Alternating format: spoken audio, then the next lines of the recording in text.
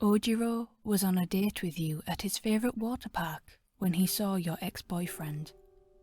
It was already too late by the time Ojiro noticed him. Of all the possible scenarios, your ex seemed to have been hired to man the biggest water slide in the park. Ojiro had no idea it was your ex until you told him, grabbing his hand as you tried to hide behind him in the queue.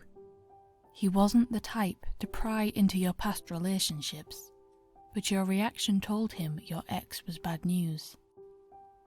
Wanting to comfort you while respecting your decision to hide behind him, Ojiro wrapped his tail around your middle, then gave you a gentle squeeze. There were large, no-turning-back signs plastered the whole way up the stairs to the slide. Otherwise, he would have suggested climbing back down so you could pick a different ride. Instead, to distract you, he turned around, then kissed you on the nose, then asked you which ride you were looking forward to next. When you made it to the top step, waiting next to go down the slide, Ojiro suddenly went into full alert, especially after your ex spotted you.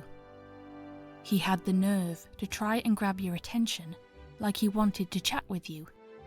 Absolutely not. You shied away, so Ojiro stepped between you and your ex, facing you so he could accidentally smack your ex in the face with his tail. Then, he started peppering you in sweet, affectionate kisses to calm you down, holding both of your hands in his. When it was your turn to go down the slide, Ojiro collected a rubber ring from your ex so you didn't have to go anywhere near him. Ojiro was civil and pleasant about it, going so far as to smile at your ex and thank him when your ex reluctantly handed over the float. Maybe too pleasant. Your ex gave Ojiro a weird stare, but that didn't matter to him. Your ex could crinkle his brows as much as he liked. Ojiro only cared for making sure you were okay. As it was a one-man ride, Ojiro suggested you go down first. He set the rubber ring down at the top of the slide, then helped you into it. Your ex demanded that Ojiro was doing his job. Ojiro gave him another overly pleasant smile, apologizing as he tickled you with his tail to keep you excited for the ride, while he stood as your guard dog.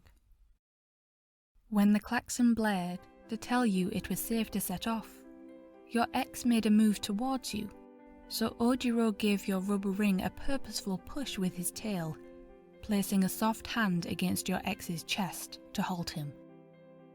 Ojiro's smile widened when he heard you squealing with delight as you set off down the slide. The glare your ex landed on Ojiro did nothing to diminish the pride in his chest from keeping you safe. He was more than ready to endure the tension. Ojiro's only concern was your happiness. And maybe the satisfaction of landing a second tail smack on your ex after taking another float from him. The joy of the ride was nothing compared to the feeling Ojiro got when he saw you waiting at the base of the slide for him. He could tell you were putting on a brave face. He knew you were shaken from seeing your ex, but all that did was spur him on to cuddle you as soon as he was out of the water. Knowing you would need a bit of time to calm down, Ojiro pulled you all the way through the park to the sun lounges that sat at the edge of the largest wave pool. It was busy, but you had no need to search for 2 free sun lounges next to each other. Despite his usually toned-down approach to PDA, today he was more than happy to pull you into his lap, peppering you in kisses as you warmed up together in the midday sun. And as soon as you were feeling better, he planned to pull you straight over to the lazy river, where he could alternate between capsizing your rubber ring and propelling it along like a motorboat for you with his tail.